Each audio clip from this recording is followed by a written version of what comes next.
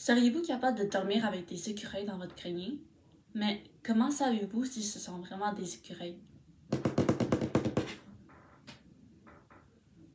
Venez avec moi, Diana Cunero, pour découvrir l'univers créé par Hervé Gagnon dans son récit Cap aux esprits de la maison d'édition Québec-Amérique. Cette histoire se passe en 2005 et raconte la vie de Simon, sa mère et sa sœur à travers un déménagement dans une maison oubliée. La ville où ils déménagent vers s'appelle Cap aux esprits. Pendant que Simon se réajuste, plusieurs événements étranges se passent dans leur nouvelle demeure.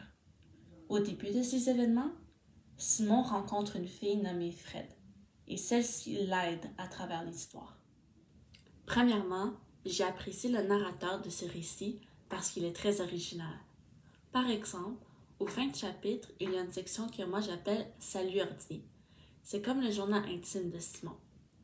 Ce journal intime est écrit sur un ordinateur, d'où le nom « Salut ordi ». De plus, Hervé rajoute le point de vue de la mère, de la sœur et du chat de famille, Chocolat. Tous ces points de vue sont très intéressants à lire et ont rendu ma lecture plus facile.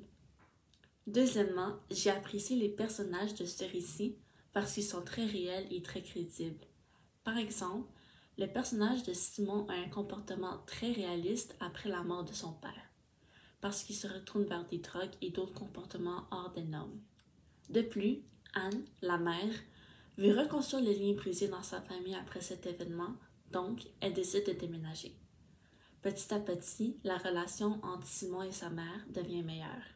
Troisièmement, j'ai apprécié le thème que j'ai considéré le plus important, le thème de la peur, parce qu'il fait dérouler l'histoire. Par exemple, si Camille n'aurait jamais eu peur, Anne n'aurait pas besoin de perdre du sommeil pour aller calmer sa fille. Elle n'aurait pas eu de cauchemar, puis l'événement à la fin du livre ne se serait jamais passé.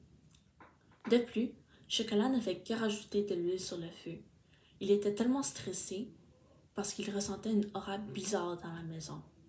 Anne, frustrée et épuisée, ne trouvait pas le problème avec son chat. Et maintenant à vous, pensez-vous que vous seriez capable de faire face à ce que cette famille a vécu?